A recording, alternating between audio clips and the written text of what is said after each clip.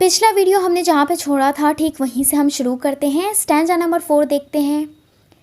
Into this neutral air where blind skyscrapers use their full height to proclaim the strength of collective man. इस stanza में poet का इशारा सीधा सीधा इशारा अमेरिका की तरफ है। अभी जब पोएट ये पोएम लिख रहे हैं इस वक्त अमेरिका इस वॉर में वर्ल्ड वॉर 2 में बिल्कुल भी इन्वॉल्व नहीं है और ना ही वो होना चाहता है। आपको मैं बता दूं कि जब वर्ल्ड वॉर फर्स्ट भी हुआ था तो उसमें अमेरिका इन्वॉल्व नहीं होना चाहता था, वो बिल्कुल ही न्यूट्रल था, उसे कोई फ़र्क नहीं पड़ रहा था, लेकिन उसे ज़बरदस्ती इस वॉर में किसी कारणवश घसीटा गया था। ठीक है, तो वर्ल्ड वॉर सेकेंड में भी अभी पोएट लिख रहे हैं तो अभी तो अमेरिका नहीं है इन्वॉल्व, लेकिन बाद में 1941 में अमेरिका जापान के कारण इन्वॉल्व हो जाता है इस वॉर में, क्योंकि जापान ने अमेरिका के पर्ल हार्बर के ऊपर अटैक कर दिया था। ठीक है, तो फ़िलहाल जब पोएट ये पोएम लिख रहे हैं उस वक्त अमेरिका को कोई फ़र्क नहीं पड़ रहा है। अभी अमेरिका के ऊपर न्यूट्रल एयर बह रहा है, यानी अमेरिका को इस वॉर से कोई मतलब नहीं है, कोई भी हारे कोई भी जीते। ठीक है, आगे की जो लाइन्स हैं इसमें पोएट क्या कहना चाहते हैं, इसमें पहले तो मैं आपको बता दूं कि स्काई स्क्रैपर का मतलब होता है एक बड़ी सी बिल्डिंग। ठीक है, तो उस वक्त जो स्काई स्क्रैपर अमेरिका के अंदर किसे कहा जाता था, एम्पायर स्टेट बिल्डिंग को कहा जाता था, क्योंकि वो उस वक्त सबसे बड़ी सी बिल्डिंग थी, सबसे ऊंचाई के ऊपर बनी बिल्डिंग थी। ठीक है, तो इसमें पोएट कह रहे हैं कि ये जो स्काई स्क्रैपर बना हुआ है फुल हाइट के ऊपर, मतलब बहुत ही ज़्यादा बड़ा है, लंबा सा है, बहुत ज़्यादा लंबा है। और ये जो स्काई स्क्रैपर है, ये जो बिल्डिंग है, ये क्या दिखा रहा है, ये इसलिए बनाया गया है ताकि ये जो कलेक्टिव मैन है, यानी कि जो पूरी मानव प्रजाति है या फिर पूरा जो अमेरिका है उसका स्ट्रेंथ दिखा सके। यानी एक बिल्डिंग बनाकर आप एक कंट्री की स्ट्रेंथ दिखाना चाहते हो, लेकिन पोएट कह रहे हैं ये जो स्काई स्क्रैपर है, ये जो बिल्डिंग है, ये ब्लाइंड है। ब्लाइंड क्यों है? अच्छा एक बात बताइए, कोई भी लंबी सी बहुत ही बड़ी सी बिल्डिंग होती है ना किसी शहर में, तो उसके ऊपर आप जब खड़े होगे तो क्या होगा, आपको पूरा शहर नज़र आएगा, बिल्कुल साफ साफ आप सब कुछ देख पाओगे। ठीक है, लेकिन ये जो स्काई स्क्रैपर है, ये जो बिल्डिंग है, ये ब्लाइंड है, यानी कि आप इसके ऊपर खड़े होगे ना तो आपको कुछ भी नज़र नहीं आएगा। इसका मतलब सीधा सीधा ये है कि अमेरिका इतना डेवलप हो चुका है लेकिन तब भी उसकी आंखों के ऊपर पट्टी बंधी हुई है, वो इस वॉर में इन्वॉल्व नहीं होना चाहता है और उसे नज़र नहीं आ रहा है कि क्या गलत चल रहा है। हिटलर जो कि गलत है, उसके खिलाफ अमेरिका कुछ भी नहीं कर रहा है, सिर्फ़ और सिर्फ अमेरिका को अपनी पड़ी है, यानी कि वो ऐसे बड़े बड़े बिल्डिंग्स बनाकर अपना स्ट्रेंथ दिखाने की कोशिश कर रहा है। आगे की लाइन्स हैं, Each language pour its vain, competitive excuse, but who can live for long in an euphoric dream? देखिए इस लाइन में हम देखते हैं कि उस वक्त जैसे मैंने आपको पहले भी बताया था कि कम्युनिकेशन थोड़ा अच्छा हो गया था, तो न्यूज़ बहुत ही जल्दी इधर से उधर फैल रही थी। ठीक है, तो हर एक रेडियो में या फिर न्यूज़पेपर आप कह लीजिए, हर एक जगह पे ये जो न्यूज़ थी इस बारे में, वॉर के बारे में, ये हर लैंग्वेज में अलग अलग कंट्री में बताई जा रही थी और हर एक कंट्री अपना अपना बहाना बना रही थी, बहुत ही अच्छा बहाना बना रही थी। कॉम्पिटिटिव एक्सक्यूज़ का मतलब कि अच्छा से अच्छा बहाना बनाना, तो हर एक कंट्री अच्छा से अच्छा बहाना बना रही थी कि ये वॉर क्यों होने वाला है या फिर वो क्यों नहीं इन्वॉल्व होने वाले हैं या क्यों इन्वॉल्व होने वाले हैं। और उनकी हर एक कंट्री की अपनी ऐसी बात थी कि वो खुद को डिफेंड कर रहे थे, वो खुद बता रहे थे कि हम सही हैं और बाकी सब गलत है। हर एक कंट्री चाहे कोई भी हो, वो सब यही दिखाने की कोशिश में थे कि हम हमेशा सही थे और हम अभी भी सही हैं और बाकी जो सामने वाले हैं वो सब गलत हैं।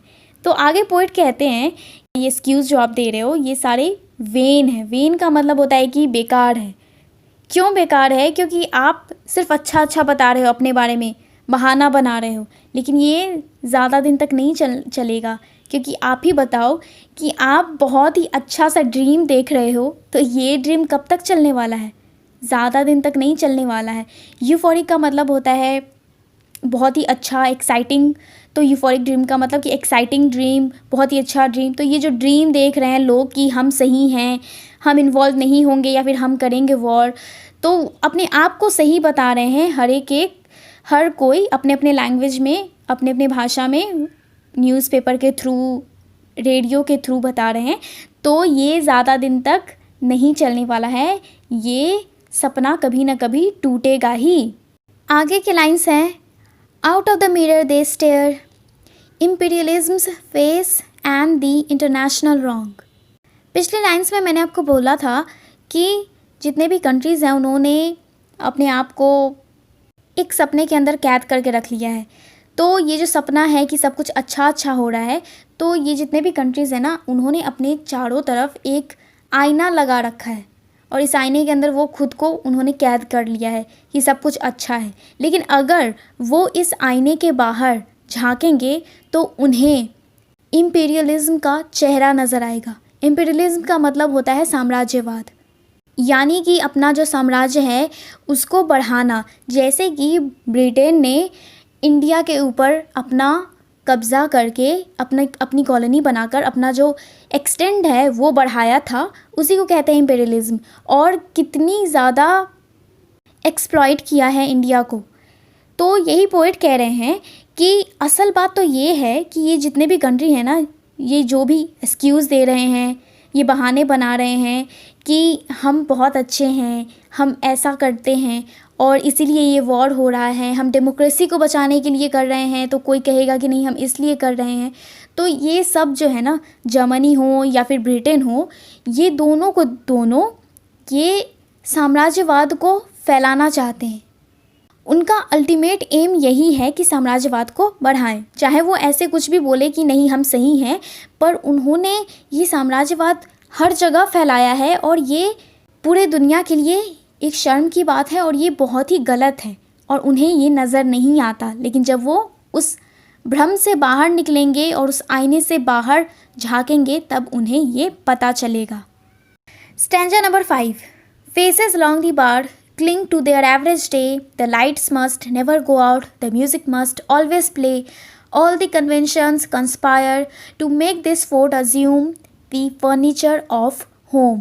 आपको याद होगा कि पहले स्टैंजा में पोइट ने बताया था कि वो एक पब में यानी एक बार में बैठे हुए थे, ठीक है। तो वो अब इस बार में जहाँ पे वो बैठे हुए हैं वहाँ की बात कर रहे हैं कि वहाँ पे बहुत सारे लोग बैठे हुए हैं, वहाँ पे बहुत सारे लोगों का चेहरा नज़र आ रहा है और ये सारे के सारे लोग उनकी जो आम जिंदगी है, आम दिन जैसे वो बिताते हैं, ठीक उसी में वो चिपके हुए हैं। मतलब वो जैसा जो करते हैं हर रोज़ बस वो वही करना चाहते हैं। क्लिंग का मतलब होता है किसी जगह पे चिपक जाना, मतलब कोई भी काम कर रहे हो तो बस वही कर रहे हैं। तो जैसे कि हर रोज़ हमेशा लाइट जो है वो जलता रहे, बल्ब जो भी है वो जलता रहे, म्यूज़िक जो है वो कभी भी बंद ना हो। और ये सभी चीज़ें वो इसलिए करते हैं, इस बार में बैठ के वो ये सारी चीज़ें जो भी वो आम जिंदगी में करते हैं हर रोज़, वो ऐसा उन्होंने एक कन्वेंशन बना लिया, उन्होंने एक प्रथा बना ली है कि वो ऐसा रोज़ करेंगे। तो ऐसा वो इसलिए करते हैं ताकि उनके आसपास एक फोर्ट बन जाए। फोर्ट मतलब कि एक किला बना लिया है अपने आसपास, और ये किला जो है ये बनाकर वो जितने भी चीज़ें हैं जो अलग से चीज़ें हो रही हैं, जैसे कि अभी युद्ध की खबर आई है तो उससे वो अफेक्ट ना हो, इसीलिए उन्होंने एक अपने सामने एक ऐसा दीवार बना लिया है ताकि उन्हें ऐसा लगे कि वो घर में है। फर्नीचर ऑफ होम का मतलब कि घर जैसा एहसास हो उन्हें, कि उनके लाइफ में कुछ भी चेंजेस नहीं आ रहे हैं, जैसा वो पहले थे, म्यूज़िक सुन रहे थे, लाइट्स ऑन थी, बस ये सब हमेशा रहे। और जो रियलिटी अभी हो रही है, यानी कि वॉर होने वाला है और लोग मरेंगे, हज़ारों लोग मरेंगे, तो उन सब चीज़ों से वो दूर रहना चाहते हैं, वो उन सब चीज़ों के बारे में वो सोचना नहीं चाहते। आगे की लाइन्स हैं, lest we should see where we are lost in a haunted wood, children afraid of the night who have never been happy और गुड। देखिए इस लाइन में वही मैंने जो आपको ऊपर में बताया कि लोगों ने जो रियलिटी है उसको देखने से साफ इनकार कर दिया है।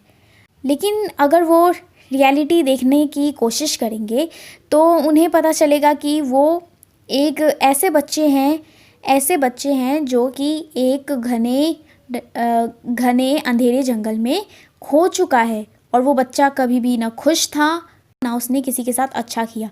यानी कि आप इसको देख सकते हो कि लोग तो पहले तो रियलिटी एक्सेप्ट नहीं करना चाहते हैं। दूसरी चीज़ आप इससे क्या पता लगा सकते हो, आप इसको इस तरीके से भी देख सकते हो, इस तरीके से भी देख सकते हो कि अमेरिका अभी इस वॉर में इन्वॉल्व नहीं होना चाहता, लेकिन अगर वो आँख खोल कर देखेगा, सही मायने में देखेगा, तो उसे पता चलेगा कि वो कभी ना कभी इस वॉर में इन्वॉल्व हो जाएगा। उसको अंदर से पता है कि शायद कभी ना कभी ये सारे लोग जो हैं ये सब भी वॉर में, ये जो युद्ध हो रहा है इसमें इन्वॉल्व हो जाएंगे, लेकिन वो इस बात को एक्सेप्ट नहीं करना चाहते हैं, वो इस बात को देखना ही नहीं चाहते हैं, क्योंकि वो अंदर से डरे हुए हैं, उस बच्चे की तरह जो कि एक घने जंगल में खो गया है और उस अंधेरे से वो डरता है।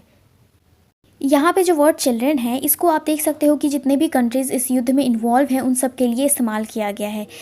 और ये जितने भी कंट्रीज़ हैं ना, ये कभी भी खुश नहीं थे। अभी बताओ कि वर्ल्ड वॉर फर्स्ट हुआ तो उसके बाद कोई भी कंट्री खुश था क्या? नहीं था।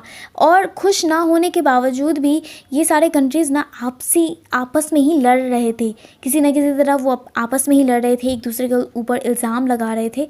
तो ना उनका व्यवहार एक दूसरे के प्रति सही था और ना ही वो खुश थे। Stanza number 6। The windiest militant trash important persons shout is not so crude as our wish. What mad Nijinsky wrote about Diaghilev is true of the normal heart. इस लाइन में विंडीएस्ट का मतलब होता है ऐसी बातें जो सुनने में तो बहुत अच्छी लगती हैं, लेकिन अगर उसका असली मतलब आप निकालोगे तो आपको पता चलेगा वो बात जो थी बिल्कुल बकवास थी, उसका कोई मतलब ही नहीं था, मीनिंगलेस थी। तो इस लाइन में पोइट कह रहे हैं कि जो इम्पॉर्टेंट पर्सन होते हैं, इम्पॉर्टेंट पर्सन मतलब कि जो डिक्टेटर्स हैं या फिर हिटलर है, वो कुछ भी बोलता है, जो भी गार्बेज वो अपने मुंह से निकालता है, जो भी अनाप शनाप वो बोलता है, वो क्रूरतापूर्ण होती है, उसमें बहुत क्रूरता होती है, क्रूर भावना होती है, लेकिन जो उसको सुनने वाले होते हैं ना उनके लिए बिल्कुल भी नहीं होती है। ऐसा क्यों? क्योंकि उनको सुनने वाले लोग होते हैं ना, उनको तो कोई फ़र्क ही नहीं पड़ता।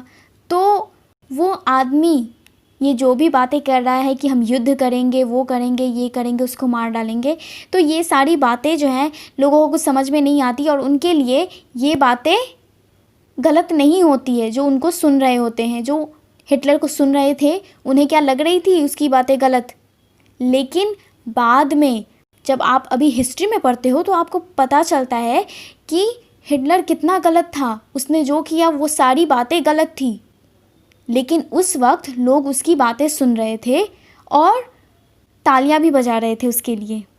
आगे पोएट ने निजिंस्की के बारे में बोला है कि निजिंस्की ने जो लिखा था डिएगलिव के बारे में, तो वो बात नॉर्मल लोगों के लिए बिल्कुल सटीक है, बिल्कुल सही है। अब निजिंस्की कौन था? निजिंस्की एक डांसर था, रशियन डांसर था। तो इसकी एक कहानी है कि निजिंस्की को डिएगलिव से प्यार हो गया था और ये दोनों एक दूसरे को पसंद करते थे, लेकिन निजिंस्की एक बार मेंटल प्रॉब्लम हो गई थी, वो बीमार हो गए थे मेंटली, और जब वो बीमार हो गए थे तो डिएगलिव उनको छोड़कर चले गए। तो जब निजिंस्की बीमार थे, हॉस्पिटल में थे, तो उस वक्त उन्होंने कुछ लिखा था डिएगलिव के बारे में। उन्होंने लिखा था कि डिएगलिव जैसे लोग जो होते हैं वो सिर्फ़ और सिर्फ खुद को प्यार करना जानते हैं, उन्हें सिर्फ सेल्फ लव चाहिए और वो दूसरों के प्रति यानी यूनिवर्सल लव उनके अंदर बिल्कुल भी नहीं है, वो दूसरों के प्रति प्रेम बिल्कुल भी नहीं रखना चाहते हैं। तो पोइट यहाँ पे कह रहे हैं कि निजिंस्की ने जो भी डिएगलिव के बारे में लिखा था वो नॉर्मल लोग यानी हम जैसे लोगों के लिए भी बिल्कुल सही है। आगे के लाइंस है, for the error bread in the bone of each woman and each man craves what it cannot have, not universal love but to be loved alone. Bread का मतलब होता है नस्ल। तो इन लाइन में पोइट क्या कह रहे हैं कि इंसान की जो नस्ल है ना उसके खून में ही ऐसा एरर आ गया है, मतलब उसके अंदर एक कमी आ गई है कि हर एक आदमी और हर एक औरत बस इसी चीज़ की इच्छा करती है जो चीज़ उसके पास नहीं होती है। और वो चीज़ है सेल्फ लव, खुद के लिए प्यार, और दूसरों के प्रति प्यार नहीं, यूनिवर्सल लव नहीं, बल्कि खुद के लिए प्यार। तो वही पोएट कह रहे हैं जो निंजिंस्की ने लिखा था डिएगोल्फ के बारे में, वो बात सिर्फ डिएगोल्फ के लिए नहीं सही थी, ये पूरी की पूरी मानव प्रजाति है ना, उसके लिए सही है, जो कॉमन लोग हैं उनके लिए भी सही है। हर एक इंसान यही चाहता है कि उसे प्रेम मिले, लेकिन वो दूसरे के प्रति प्रेम रखना ही नहीं चाहता।